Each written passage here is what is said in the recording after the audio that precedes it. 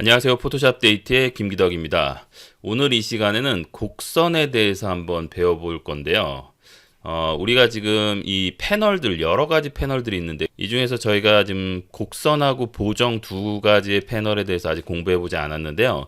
오늘은 곡선에 대해서 먼저 공부를 해보고, 보정 부분은 그냥 간단하게 설명만 하고 지나가도록 하겠습니다. 먼저 곡선에 대해서 한번 알아보도록 하겠습니다. 자, 곡선이라고 하는 거는 우리 포토샵에 있는 곡선이랑 똑같습니다. 그리고 사용하는 방법도 똑같고 원리도 똑같습니다. 근데 이제 이 카메라 로 안에 있는 곡선의 모드 중에 보면 이렇게 매개 변수, 영문판에는 파라메트릭이라고 되어 있거든요. 파라메트릭이라고 되어 있는 게 있고, 포인트 커브, 점 곡선이라고 되어 있죠. 여기에서 얘기하는 포인트라고 하는 건 어떤 점, 뭐 우리말로 점이란 말도 맞긴 맞죠. 근데 어떤 지점 이런 뜻이니까요. 그래서 이렇게 눌렀을 때와 이렇게 눌렀을 때 약간 차이가 있죠. 가장 큰 차이는 매개 변수 곡선으로 하면 밑에 이렇게 슬라이드 4개가 나온다는 겁니다. 그리고 예전 버전에서는 이 슬라이드를 이용해서만 작업이 가능했었는데, 지금은 곡선에 이렇게 갖다 대면 이렇게 점들이 나옵니다. 그리고 잘 보시면 알겠지만 여기 갖다 댔을 때 어두운 영역, 자 요쯤에 지금 글씨가 써지는데요. 그리고 어두운, 이쪽으로 가면 밝음, 이쪽으로 가면 밝은 영역, 이렇게 영역 표시가 되죠. 그래서 실제로 여기서 이렇게 움직이면 어두운 영역의 슬라이드가 움직입니다. 그리고 잘 보시면 여기 이렇게 음영으로 조금 밝게 이렇게 표시되는 부분이 있잖아요. 이게 뭐냐면 라이트룸에서 먼저 이런 방식을 채택했었는데 이 이상은 안 올라갑니다. 아무리 올리고 싶어도 이 이상은 안 올라가요. 왜냐하면 파라메트릭 커브는 좀 초보자들을 위한 툴인데, 이 툴에서는 사진으로서 의미가 없는 지점까지 올라가는 거에 대해서 이렇게 제한을 걸어 놓은 겁니다. 더 이상 못 올라가게. 왜냐하면 만약에 이걸 점곡선으로 바꾸면 내가 이렇게 막 올릴 수 있어요. 내 마음대로. 자, 이렇게 막 할 수가 있거든요. 근데 막 이렇게 해버리면 이건 사진으로서 의미가 없어져 버리죠. 그리고 밑에 지금 그레이스케일을 보셔도 알겠지만 여기 이 부분이 다 하나가 됐습니다. 그러니까 이러면 사진으로서 의미가 없는 거죠. 무슨 그림이나 그래픽처럼 돼버리는 거니까요. 그래서 이런 걸 방지하기 위해서 이 파라메트릭 커브에서는 아무리 내가 올리고 싶다 하더라도 이게 사진으로서 의미가 없는 지점까지 올라갔을 때는 더 이상 안 올라가게 설계가 되어 있는 거예요. 내려가는 것도 마찬가지고요. 그래서 처음 다뤄보시는 분들에게는 훨씬 더 안전장치가 있으니까 좋은 거죠. 그래서 일반적으로 우리가 사용할 때 콘트라스트를 높이고 싶다 그러면 오른쪽, 이쪽이 하이라이트 부분이겠죠. 밝은 부분은 올리고 어두운 부분은 좀 내려주면 기본적으로 콘트라스트가 올라갑니다. 그리고 내가 더 심하게 하고 싶다 그러면 어두운 부분에서 더 아래쪽, 어두운 영역 이쪽을 더 내려주고 그 다음에 밝은 영역을 더 올려주시면 됩니다. 그러니까 결과적으로 보면 밝은 영역과 밝음은 오른쪽으로, 어두움과 어두운 영역은 왼쪽으로 가면 되는 거죠. 이렇게 하면 콘트라스트가 상승하는 거고, 반대로 가게 되면 콘트라스트가 하강하겠죠. 제가 기본 패널에서도 많이 얘기했지만 콘트라스트라고 하는 거는 기본적으로 디테일이 보이는 데까지가 중요하다고 했습니다. 화면상에서 봤을 때 이걸 이렇게 콘트라스트를 극단적으로 만들어 놓으면 되게 이뻐 보여요. 엄청 세고 좋아 보이는데, 문제는 잘 보시면 그레이스케일 보면 이 두 개가 거의 붙어 보이잖아요. 이게 거의 붙어 보이고, 이게 무슨 얘기냐, 이쪽의 디테일들이 다 죽었다는 뜻입니다. 최종적으로 프린트를 할 거라면, 우리가 보통 프린트를 할 때 특별한 이유가 없는 한 좋은 프린트라고 말하는 거는 내용을 떠나서요, 개조가 풍부하게 다 살아있는 사진, 이런 사진을 좋은 프린트, 좋은 사진이라고 얘기를 합니다. 그렇기 때문에 너무 이렇게 극단적으로 당기는 건 좋지 않겠죠. 그래서 하이라이트나 섀도우가 너무 극단적으로 당겨지지 않고 적절한 선으로 유지하는 게 좋습니다. 사실 음식에서도 간을 적절히 맞춘다, 이거 되게 어려운 문제죠. 근데 여기서 얘기한 적절이라고 하는 거는 한 열에 8, 9은 괜찮네 이 정도가 됐을 때 적절한 거예요. 근데 한 명은 너무 싱겁다, 또 어떤 한 명은 너무 짜네, 이럴 수 있어요. 왜냐면 그 사람들이 독특한 거니까 그거는.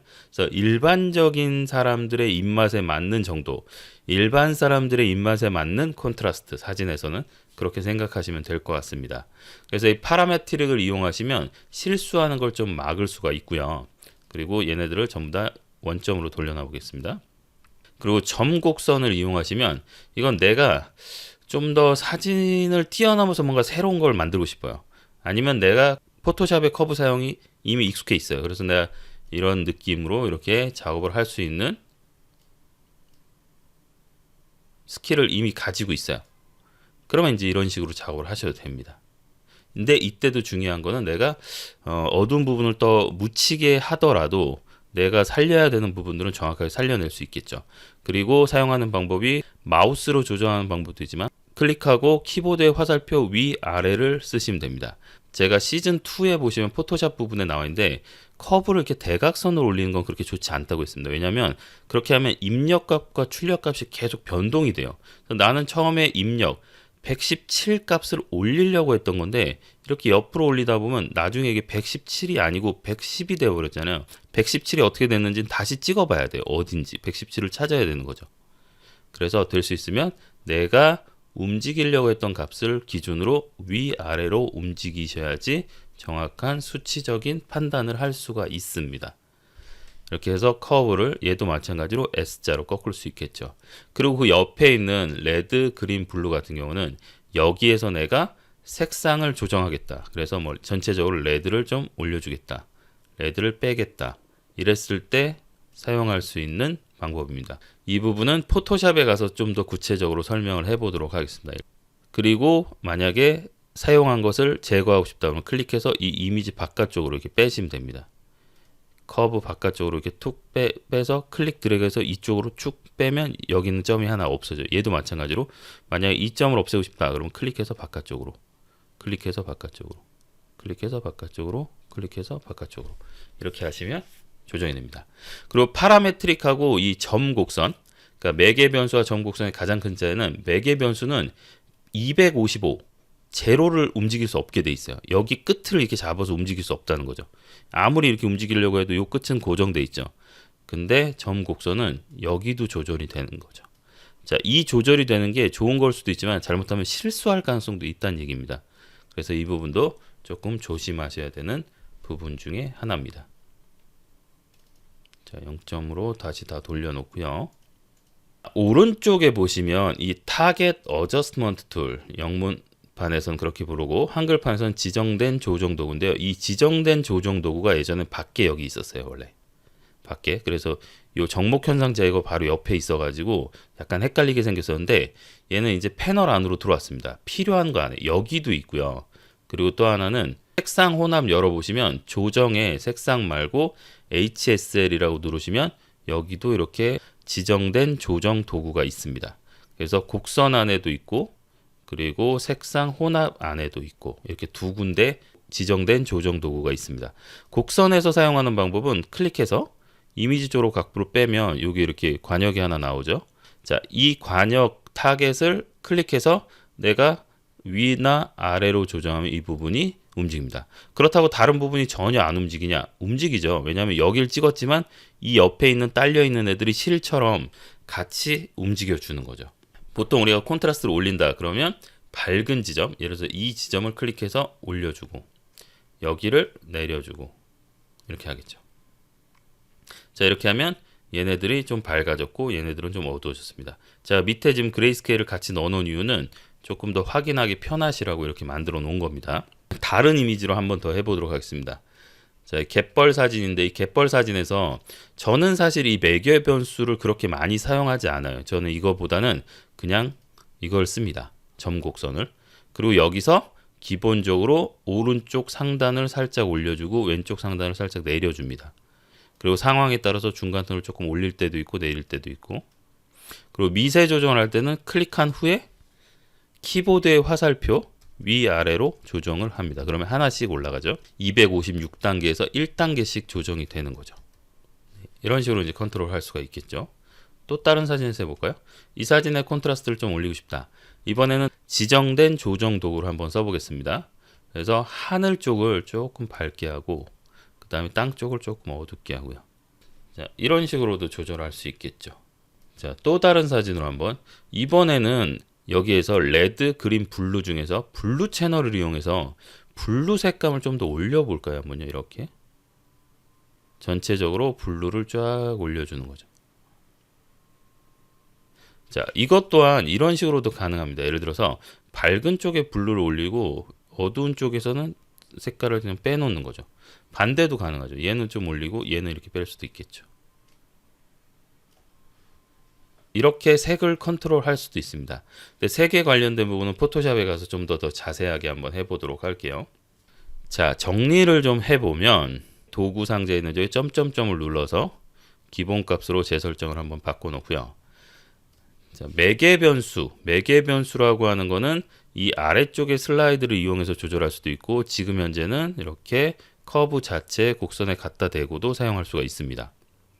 그리고 얘는 좀 제한이 걸려 있기 때문에 내가 실수하는 거를 어느 정도 막아준다, 이런 얘기를 했었어요. 그리고 이거보다 좀 더 자유롭게 움직이고 싶다, 그러면 옆에 있는 점 곡선을 사용하시면 됩니다. 점 곡선은 포토샵에 있는 커브랑 똑같습니다.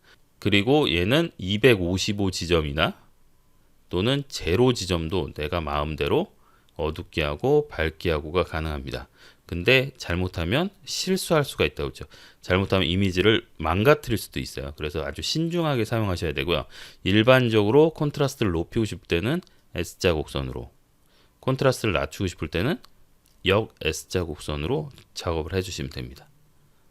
그리고 아직 나는 이 곡선에 대해서 잘 모르겠다, 이 미세한 느낌들을 잘 모르겠다, 그러신 분들은 사실은 이걸 안 건드리시는 게 더 좋을 수도 있어요. 왜냐하면 얘를 건드려 가지고 톤을 더 망칠 수도 있거든요. 그래서 그냥 기본에 있는 이 전체적인 대비만 이용해서 대비를 좀 올리고 내리고, 그리고 필요하면 여기에도 어떻게 보면 이게 파라메트릭이랑 똑같은 개념이죠.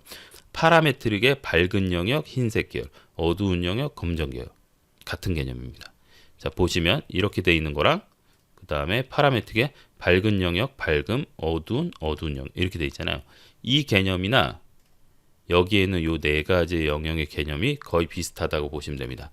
그러니까 내가 좀 어두운 데를 밝게 하고 싶다, 그러면 여기 올려주시면 되죠. 그리고 더 어두운 쪽, 그거는 검정 계열 올려주시면 됩니다. 그리고 이쪽은 이렇게 어둡게, 이렇게 하면 콘트라스트가 떨어지는 거겠죠. 콘트라스트 올리고 싶으면 이쪽은 이쪽으로, 이쪽은 이쪽으로 가면 콘트라스트가 높아지겠죠. 자, 그래서 꼭 커브를 써야 되는 건 아니고요. 커브에 대해서 자신감이 생기시면 써보시고요. 그렇지 않으면 기본에서만 쓰셔도 관계가 없습니다. 그리고 또는 기본에 있는 콘트라스트 조절, 기본에 있는 명암 대비 조절을 하고 나서 좀 부족하다, 미세하게 내가 더 조정해야 되겠다, 그럴 때는 곡선에서 조금 더 추가하셔도 되는 겁니다. 자, 곡선은 이 정도로 마무리를 하면 될 것 같고요. 그리고 이제 보정 패널을 보시면 이 보정 패널 안에 보면 버전이라고 하는 게 들어가 있는데, 이 프로세스 버전은 이 전체적인 카메라로의 전체적인 버전을 얘기하는 겁니다. 그래서 이 버전을 내리면 기본에 가보시면 항목들이 다 바뀌었죠. 이게 카메라로 초창기 버전입니다. 현재가 5입니다. 그래서 이 버전을 갑자기 밑으로 내리시면 안 되고요. 근데 이제 이런 경우는 있어요. 예전에 내가 버전 2에서 작업했던 걸 열면 버전 2로 표시가 됩니다. 저기. 자, 밑에 있는 얘네들은 카메라 프로파일을 만드는 용도로 사용하는 어두운 영역, 그다음에 빨간, 레드, 그린, 블루의 각 채널별 색조와 채도에 대한 얘기거든요. 그래서 여기서 뭔가를 조정을 하시면 실제로 바뀝니다. 그리고 그걸 저장할 수도 있고 그걸 프로파일처럼 만들 수도 있는데, 저는 사실 권장하지 않아요. 왜냐하면 이걸 잘못 조정해 놓고 얘를 디폴트로 만들어 놓으면 모든 사진에 다 그렇게 적용이 됩니다. 그래서 굳이 여기 있는 색조를 이용해서, 여기 있는 것들을 이용해서 이렇게 색을 바꿔야 되는 개념이 저는 사실 별로 없다고 생각하는데, 어떤 도구든 보면 처음에 만든 사람의 목적과 다르게 사용되는 경우들이 있죠. 그래서 뭐 이걸 가지고 어떤 분들은 본인만의 노하우를 만드시는 분들이 있더라고요. 그러니까 예를 들어서 빨간 기본에서 빨간색을, 붉은색 계열을, 빨간색 계열을 나는 이렇게 표현되도록 아예 처음부터 만들고 싶어요. 녹색 계열은 처음부터 이렇게 표현되도록. 그러면 소위 얘기해서 이걸 발색이 달라진다고 하거든요. 원래 원본에 있는 빨간색이 이 조정을 이용하게 되면 무조건 이 컬러로 바뀌는 거죠. 이렇게 하면 실제 발색이 달라지는 거예요. 그래서 그런 것들을 나만의 필름, 뭐 나만의 컬러 필름 이런 걸 만들어낼 수가 있어요. 그렇지만 잘못하면 완전 망칠 수도 있다는 거, 그걸 하나 알아두셔야 됩니다. 그래서 저는 굳이 여기보다는 색상 혼합도 있고 그리고 여기 보시면 색상이라고 해서 여기서 조절할 수 있는 부분도 있고, 색상 등급에서 컬러 그레이딩, 색을 자유자재로 넣고 빼고 할 수도 있잖아요. 그래서 이 패널을 이용하시는 게 저는 조금 더 좋다라고 생각을 합니다. 그래서 보정 패널은 아무 설명 안 하고 싶었지만, 특히 버전이라고 하는 프로세스 버전이라고 하는 거는 우리가 현재 쓰는 게 버전 5고요. 그리고 이 밑에 버전들을 눌러보시면 옛날 카메라 로우의 형태를 볼 수가 있어요. 그래서 남아있는 거라고 생각하시면 되겠습니다. 패널은 이제 기본 패널부터 시작해가지고 오늘 곡선을 마지막으로, 그리고 보정 설명 마지막으로 패널에 관련된 부분들은 설명을 거의 다 했습니다. 그리고 이제 실제 사용하는 방법이라든지 이런 것들은 또 차후에 더 소개를 하겠고요. 다음 시간에는 이제 이쪽에 있는 도구들에 대한 얘기들을 하면서 조금 더 공부를 해보도록 하겠습니다. 지금까지 포토샵 데이트의 김기덕이었습니다.